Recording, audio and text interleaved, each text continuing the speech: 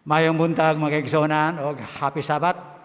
Salamat ni atong rendition sa atong sa kabatanon. Welcome sa atong Sabbath School lesson. Mga kaigsuon, naatas sa pag-eskwela.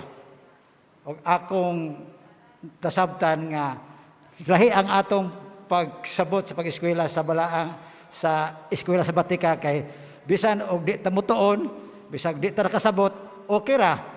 Sod lang ta sa atong eskwelahan o bali mo uli o okay ra po kung may nasabtan ta o wala. Ang tuyo sa atong leksyon magsoon is unsa may atong nasabtan sa atong leksyon. Ang atong leksyon mga kaigsuonan is mo ni siya ang doktrina, pagtulunan na ginabalik-balik sa atong iglesia. Busa niining kabuntagon mga kaigsuonan, magtuon kita balik sa ika-11 nga topiko sa libro ni Isaiah magsuonan. Naghisgot may tungod sa pakig-away sa gugma. Ang pagdaog sa dautan pinaagi sa gugma. Magsuon, Isaiah is a gospel prophet mga igsuonan. Iyang gihulagway ang plano sa kaluwasan o sa unsang pamaagi mga kaigsuonan nga ang tao na luwas gikan sa paglapas, gikan sa pagpakasala. Ang atong titulo ni ining kabuntagon mga kaigsuonan hisgot og waging love, no?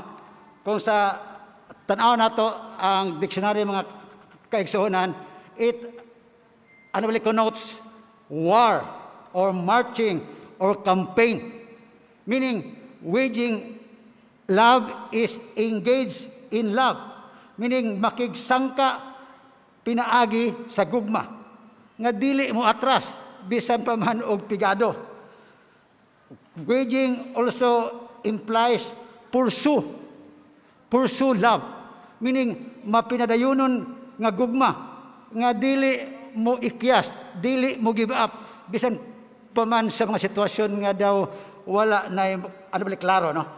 And then persistent love, malhotayon nga gugma. So, it implies nga mauna ang gugma sa Diyos kakanato magigsuunan nga mga makasasala. Nga bisan pa man sa ihang pagkadako, siya wala mibiya nato magigsuunan. To start, in the beginning, God. And God is love. And who is this God? Ingon dito, this God who made us died for us while we were yet sinners. Romans 5:8. And in what manner? Iyang gipadala ang iyang bugtong anak aron ang matag tao nga motuok kaniya makaangkon sa kaluwasan. Magsuon, unsa man ang atong nasabtan dinhi sa atong leksyon magsuon. Let's open your Bible to Isaiah 55 mga kaigsuonan. Diri ato makita sa atong leksyon mga kaigsuonan kung unsa ang balor sa kaluwasan ug kinsa ang naglukat sa tao nga makasala ug asa nagsugod ang plano sa kaluwasan. Mga kaigsuonan, sa diha nga gitukod sa Dios kining atong ayuta in the garden of in the garden of Eden mga kaigsuonan, perpekto kini niya nga gideclare. Tanan nga kinahanglan sa tao iyang gihatag. In fact, kung imo siyang basahon, it was on the 6th day nga ang tao gihimo. Why?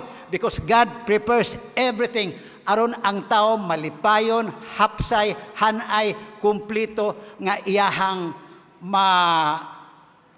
bali matagamtam ang kaanindot nga gihimo sa Ginoo magsunan.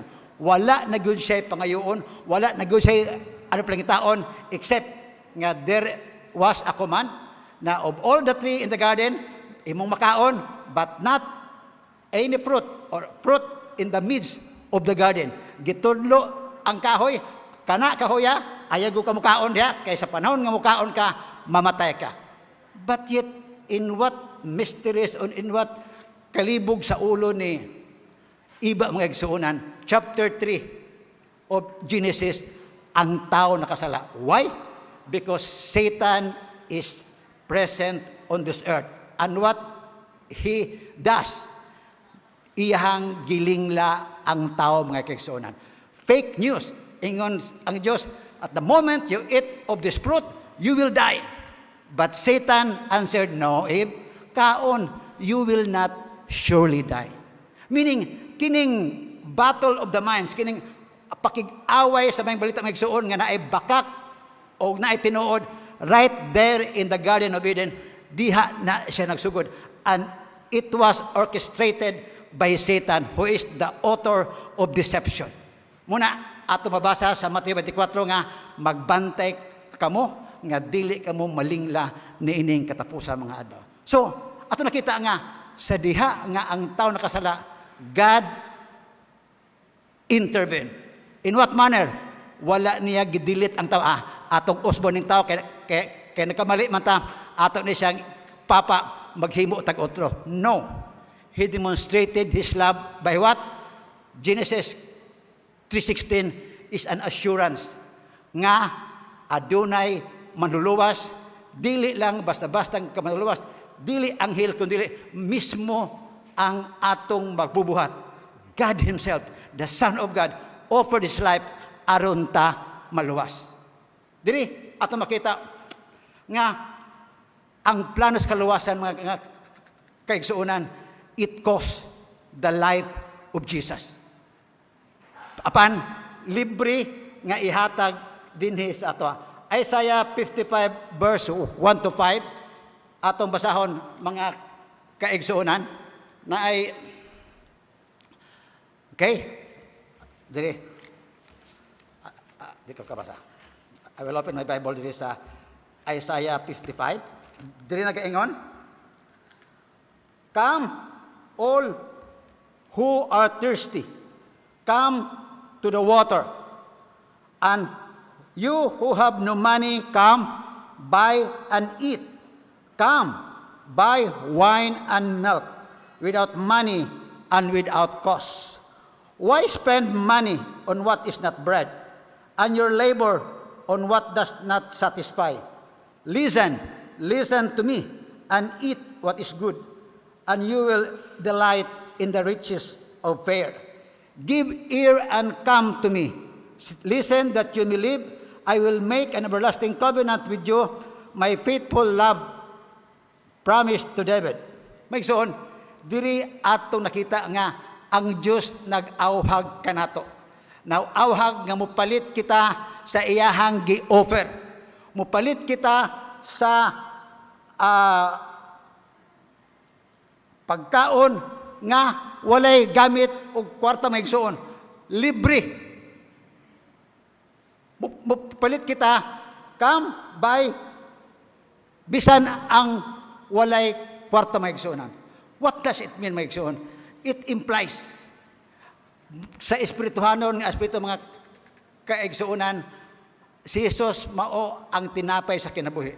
Ato na sayran nga ang invitation nga hulagway ni propeta Isaiah mga kaigsuonan, invitasyon sa mga tao nga nagalapas, sa mga tao nga nabiya, nga mubalik sa pag-alagad, mubalik sa pagtuo, ug dawaton ang libre nga kaluwasan nga gihatag, gi-offer sa Dios mga kaigsuonan.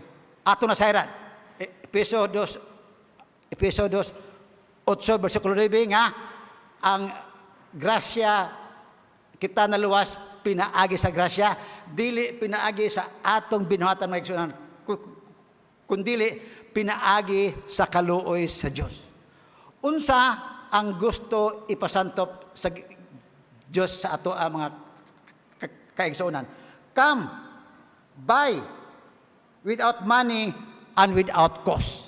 Mga igsuon, mahilig ta mo adtog mga mall kung bargain because expired na ang mga item nga ato sigurong paliton og dugay na siya naka-standby sa bodega. That's why most of the stores is sale nila mga igsuunan. But these things nga gisale sa Ginoo mga igsuunan, dili ni siya not in value. It cost the life of Jesus nga mao kini ang iyang gihatag sa tuwa aron makaangkon ta sa kaluwasan. Meaning, ang dugo ni Kristo mao'y kapalit mga kaigsuunan nga gihatag sa ato og libre. Ang ato ra gyud katungdanan mao nga dawaton nato ang gi-offer nga kaluwasan sa Ginoo mga igsuunan. Apan sa unsa nga pagsabot. Diri ato makita nga sa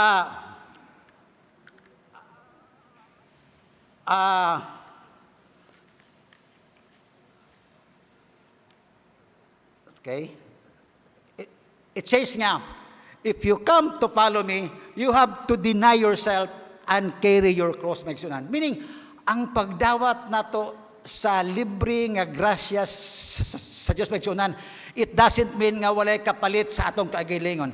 Yet, wala tay gihimo aron ta makaangkon na nga pagkalawas apan adunay kausaban sakripisyo sa atong kagalingon, mga igsuunan. In what manner? You have to deny yourself. You have to die to our old self and you have to carry a cross. Meaning, we have to die to our old self. We have to forget o kinsa matagsunan ang atong plano, ang atong handom, ang atong damgo mga igsuunan, atong ikambyo kung unsa nga paagi nga makahimo kita sa pag-apil, nga mahimo kita nga instrumento alang sa buluhaton sa Ginoo mga igsuunan. Ang muna ang gusto sa Dios nga iyang makitaan sa atong igsuunan nga human nato dawaton siya. Human nato masabtan ang sakripisyo nga iyang gihimo ato usab ihatag atong kaugalingon nga instrumento alang sa pag-alagad ngadto sa uban. Dili nagaingon nga why spend money which is not bread? Why take your resources? Why spend most of your time magsuunan sa mga temporary nga mga butang? Why use most of your time in an earthly things? Look to the things above. Spend your time, your ability, your resources alang sa langit nun nga bulot magsuunan. And that is what God wants us to emphasize magsuunan ining kabuntagon nga incline your ear to me and obey. Meaning, every time nga naay isulti ang Diyos sa ato magsuunan, pinaagi man sa iyang mga pulong, pinaagi man sa wali, pinaagi man sa ato mga leader magsuunan, we must have to listen, we must have to take heed, and we must have to obey. Kaya our leadership is God's instrument in leading our churches. Muna nga sa mga panahon nga kuna ay mga bikil-bikil, please let us listen to our leaders mga igsuunan. Kay they are God's instrument in leading our church nga aron ang atong buhat sa pagmensahe maglambo. Okay. So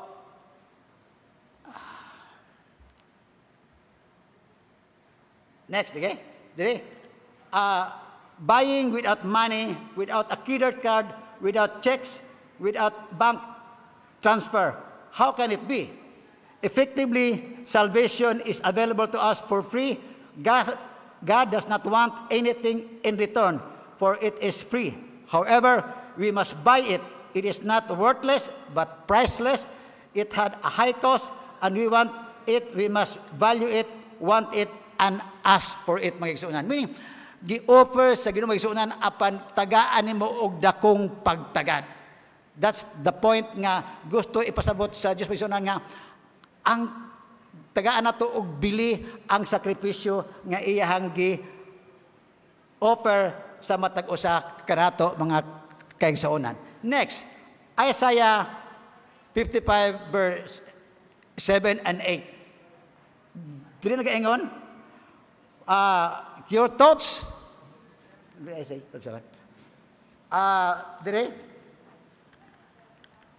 6, seek the Lord while he may be found, call on him while he is near. Magsuon, while the salvation is open, mintras nga naapatay kalambigitan sa pagbuhat magsuunan, maghimo kita sa atong parte sa pag-apil sa buhat sa Ginoo. And then, dire, let for my thoughts are not your thoughts, neither are my ways your ways. As the heavens are higher than the earth, so are my ways higher than your ways, mga igsoon. Ato nakita nga, ang gugma, ang plano sa kaluwasan, mga igsoon, beyond our comprehension. Dili na to masabtan, mga igsoon. Now, let's compare God and man. Ang tao, mortal. Ang Diyos, immortal. Ang tao, gihimo ras sa Diyos.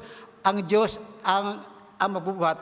Ang Diyos, nasayod kung unsa ang umalabot nga to sa unahan. Ang Diyos, nakabalo og unsa ang mga sikreto. Siya tigipadayag sa mga sikreto mga igsunan. Og ang Diyos, maoy naghimo sa tanang butang mga igsunan. Knowing that God is so powerful and He created everything mga igsunan, unsa man ang atong take ni ana. Unsa man ang intention sa Ginoo mga igsuonan, nganong iya man gipasulat kay Isaiah nga ang imong mga dalan dili ako mga dalan, ang imong hunahuna dili ang akong mahunahuna mga igsuonan. Unsa ka ang intention sa Dios ni ana nga punto mga igsuonan. Diri ato makita nga handom sa Dios mga igsuonan nga atong isurrender ang atong kaugalingon ngadto sa iya. Pag magsulti siya nga kung naa siya isugo mga kaigsuonan, tuman dayon ta. Kung naa siya isulti, atong sundon. Kung naa siya trabaho, atong ba tumanon mga kaigsuonan. Kaya nga naman, mauna ang makaayo sa iyang katawhan mga kaigsuonan. Kay kung maghiskot sa kaluwasan, only God knew what is best sa ato mga igsoon. Busa, atong isurrender, atong itugyan, atong ihatag ang atong kinatibukan nga pagsalig nga kung unsa ang iyahang pamaagi atong tuman mga igsuonan ug dili ta maghimo sa atong kagalingon nga pamaagi. Ang tao nalawas pinaagi sa grasya, pinaagi sa pagtuo ug dili ta maningkamot mga kaigsuonan nga murag naate pagabuhaton nga may partita nga may bahin ta sa kaluwasan nga gihatag sa Dios sa ato mga kaigsuonan. Diri ato makita of all the great mysteries of the universe, no doubt the greatest one of all is the plan of salvation. A mystery we can only barely begin to understand. The creator of the universe would stoop to clothe himself in humanity, live a life of toil and suffering, only then to die in our behalf as sacrifice for sin, in order that he could pardon us and show mercy to us, a truth that will thrill the heart of God, created being for all the ages of eternity. The theme of redemption is one that the angels desire to look into mga kaigsuonan. Muna nga, na may kung unsa ang isulti sa Dios pagsunan tumano nato. Atong remember ang eksperyensya ni Naaman mga kaigsuonan. He was a leopard, valiant soldiers. Sa diha nga niadto na siya kay propeta Elisha tungod kay gusto siya nga maay magsuonan, giingnan siya nga mutoslo og kapito didto sa suba sa Jordan. Yun niya. Kung suba man lang, nganong dili man lang sa Abapa o sa Parpar dito sa Damascus. Meaning, He has His own plan. But God has its own way of, pagpasaylo sa atong kaugalingon nga igsuonan. In fact, mo-back out, unta siya, apan bali may tao sa magsuonan nga, Lord, nganong dili na malanta mamati kung unsay giingon sa propeta. Ano magsuon, naatay mga handom sa kinabuhi nga sukwahi alang sa plano sa Ginoo. Busa na ay teksto sa proverbio kang nagaingon, there's a way that seemeth right to a man, apan ang ending magsuonan dili kaayo sa atoa. Busa ang hangyo sa Dios ato mga kaigsuonan, because we cannot fathom the infinite love of God, we must have to surrender or yield to everything God had said to us. Okay? So,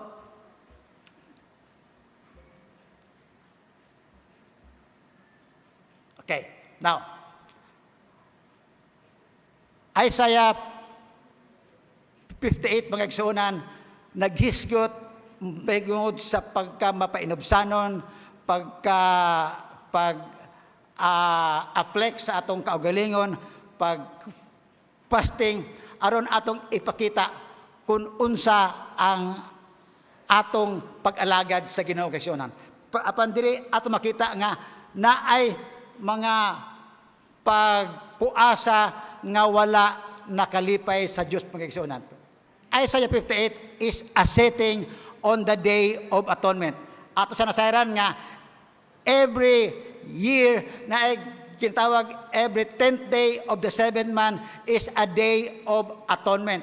And it is also a ceremonial Sabbath on that day. Bisag unsa nga adlaw na siya nga matunong magsuonan, balaan na nga adlaw sa Israel ni atong kapanahonan.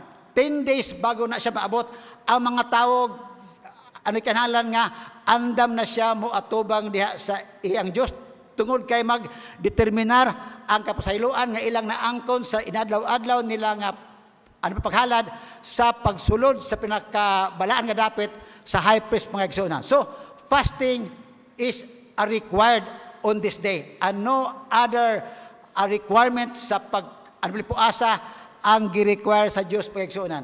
But yet, people, instead of mapasalamaton sa kaluwasan nga gihimo sa Diyos na in our behalf, they thought nga ang pagpuasa nga sa kaugalingon nga pamaagi nga para murag na ay impresyon nga kana siya buutan, kana siya maayo, kana siya Diyos nun, then it becomes a displeased practices on God. Dili atong mabasa mga kaigsuonan sa Matthew 6, atong basahon ang Matthew 6, 16 o 17, diri nagaingon, okay? When you fast, do not look somber as the hypocrites do, for they disfigure their faces to show others they are fasting. Truly, I tell you, they have received the reward in full. But when you fast, put oil on your head and wash your face, so that it will not be obvious to others that you are fasting, but only to your Father who is unseen, and your Father who sees what is done in secret will reward you, mga kaigsuonan. Ang dili dawaton nga pagpaubos mga igsuonan kanang fasting nga pakitang tao, hypocrisy. Pakita lang nga good inward but not good outward but not good inward, mga kaigsuonan. Dire ang Dios nga dili siya malipayon sa ingana nga klase nga fasting mga kaigsuonan. Kaya nga naman, their acts should have been done in thankfulness and gratitude to God who saved them in the day of judgment, not in order to get God's approval for their piety and devotion. Ang unta, ang pagsimba nato, ang pag-alaga nato, ang pagsikripisyo nga atong gipakita mga kaigsuonan, unta pagpasalamat, dili aron kita dayigon kung unsa man ang atong mga maayong binuhatan, mga kaigsuonan. Kay ang handom sa Dios nga pagpuasa, mga kaigsuonan, mao ang paghimo og maayo ngadto sa atong isig katawo. Okay? Sa paghubad sa mga higot sa pagkadaotan, pagtangtang sa mga bugkos sa mga yugo, o pagpagawas sa mga dinagdaog, o bungguon ang tanang mga yugo, o ang pakigbahin sa tinapay sa gutom, o ang pagdala sa mga kabos o pag-atiman sa makabus man Ginoo o sa walay mga bisti nga imong giatiman mga igsunan. Ato mabasa na sa Mateo 25 versikulo 34 to 40 mga igsunan nga gitagaan o balos sa Dios ang mga tao niya nga naghimo og kaayuhan ngadto sa mga to the list of the brethren nga naa sa atong mga halibot mga igsunan. And last, keep the Sabbath as a day of delight. Magsuon, usaw man nato pag bantay sa adlaw ipapahuli saan nga malipayon. It means nga we have to abide on preparing the day before it comes mga igsuonan. Ang atong pag-andam, ang atong panimalay, o ang atong paghatag o ano patagad sa gahom sa Ginoo, mauna ang handom sa Dios nga atong matagaan og importansya nga ang adlaw ipapahulay ingon nga timaan sa iyang gamhanan nga pagtukod sa kalibutan unta usab ang atong mapahat sa atong mga anak kay bisan paman og mga wala nata ang pagbantay ang ilang nga adunay magbubuhat og Dios nga nagbantay dili mawala sa atong mga kaigsunan. Busa nining kabuntagon ang Dios nag-awhag nga ato siyang ilhon nga atong manluluwas, atong tumanon kung unsa ang iyang ginasulti o atong buhaton ang unsa nga maayong butang sa atong isig katawo o atong bantayan ang adlaw papahulay nga malipayon nga atong gipaila nga ang Dios maoy nagtukod sa kalibutan. May buntag.